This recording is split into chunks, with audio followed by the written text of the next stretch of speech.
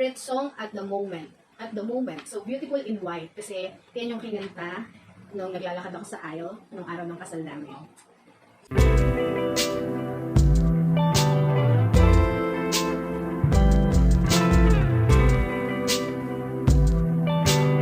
So, hi mga ka-frenny! Welcome back to my channel. So, for tonight's vlog, since hindi naman tayo kilalang tao, so, gusto ko lang magpakilala. My name is Marife Revilla Eroles Rigoniel. So, recently lang ako naging Rigoniel. And, sa mga taong hindi pa po nakakakilala sa akin, so, yun po yung pangalan ko. So, kaya po, meron akong ginawang Maffets Official kasi nickname ko po yung Maffe. So, yun. And sa mga taong nakakakilala na sa akin, last week, may post ako sa IG story ko. Oh my God! So, nag-story ako dun sa IG ko. And I asked them a question. So, yung mga iba sa kanila is nagbigay ng mga tanong. So, babasahin natin yung mga nagtanong and I will answer them one by one. So, first, Suhail Mamod. So, hindi siya nagtanong. Nag-reply lang siya ng, hey! So, hey, too! Hey, dude!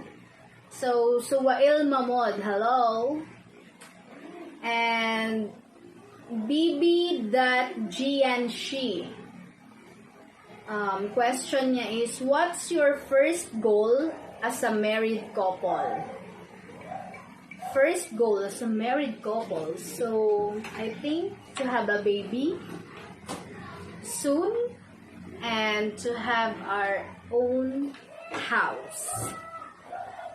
Thank you, GNC. BB from Mikailax Gregorio. Favorite song at the moment. At the moment. So, Beautiful in White. Kasi, yan yung kinanta nung naglalakad ako sa atin.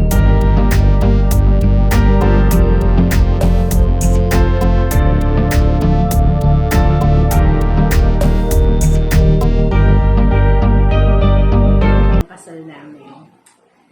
So, yun. Kinilig bigla. So, yun. Last question. Ito last na siguro. So, last question from Zia Mayara again. Oh my God, parang kinakabahan ako dito. Grabe naman to, Zel. What can you say about the HIH series since you are a Gigi era? Oh my God. Nauhaw ako bigla. Muna ako saglit. So, for me, sa mga hindi po nakakaalam, isa po akong Gigi era. So, siguro po sa mga next vlog ko, ikukwento ko po kung paano ako naging Gigi era ni Ate Max. Hi, Ate Max! So, si Ate Max po, siya po si Maxine Gigi. So, siya lang naman po yung writer ng He's Into Her sa Wattpad. And then, inadapt po siya sa TV na He's Into Her series. So, comment ko sa HIH series. Siyempre, nakakakilig. So, syempre, nung una, parang, syempre, nandun yung isip ko na, kaya bang bigyan ng hustisya nung HIH series yung nabasa ko sa Wattpad? Kasi sobra talaga, sobrang galing, sobrang husay ng pagkakagawa ni Ate Max talaga ng HIH.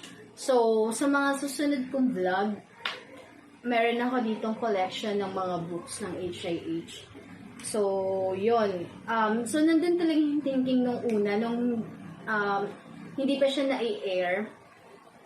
Kaya ba? Matatapatan ba?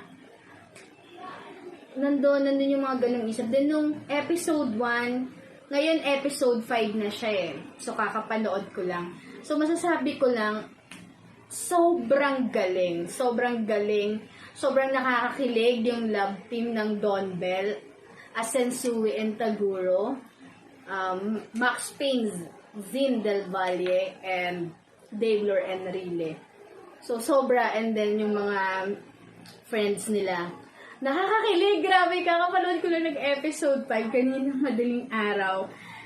And sobra. Ang husay nila. So, ngayon masasabi ko, roller coaster talaga siya. So, from the book, and dun sa series sa TV na napapanood natin sa I Want TV, and ini-air din siya sa A to Z. Not sure lang dun sa oras kung what time, kasi sa I Want TV ako nanonood. So, yun. Grabe. Masasabi ko lang talaga, the best.